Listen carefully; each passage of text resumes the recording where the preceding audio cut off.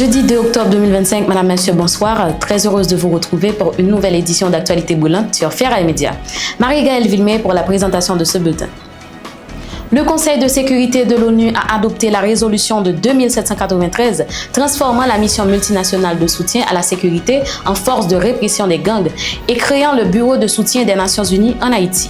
Le secrétaire d'État américain Marco Rubio a salué cette décision, assurant que Washington appuiera le déploiement rapide de la force de répression des gangs aux côtés du Kenya et des autres pays déjà engagés. Selon lui, l'ère de l'impunité est révolue.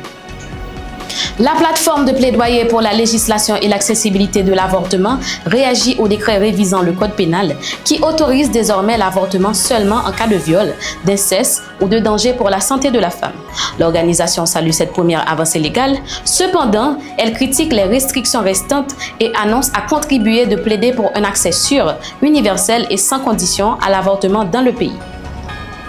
À l'occasion de la Journée internationale de la non-violence, l'ambassade de France en Haïti a réaffirmé son engagement en faveur de la paix, de la sécurité et du respect des droits humains.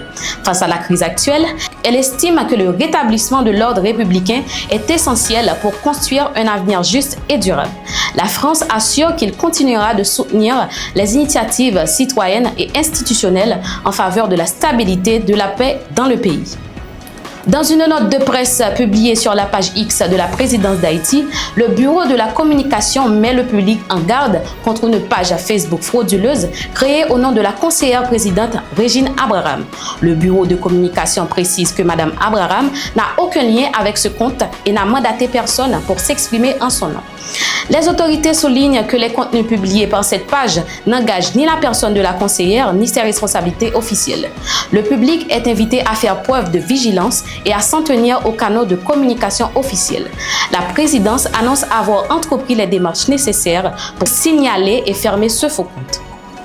À l'échelle internationale, le mercredi 1er octobre, 2 manifestants ont été tués par balle à L'Eklia au Maroc lors d'une attaque ciblant une gendarmerie.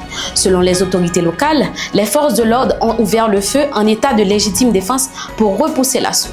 Cette escalade survient alors que le mouvement Gen Z 12 avait lancé un appel pour une 5e journée consécutive.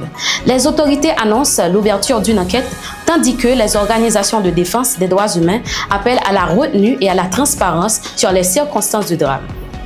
Fin de ce bulletin, Madame, Monsieur, merci pour votre écoute. Restez connectés pour nos prochaines éditions d'actualité titre par titre à découvrir sur Ferraille Média.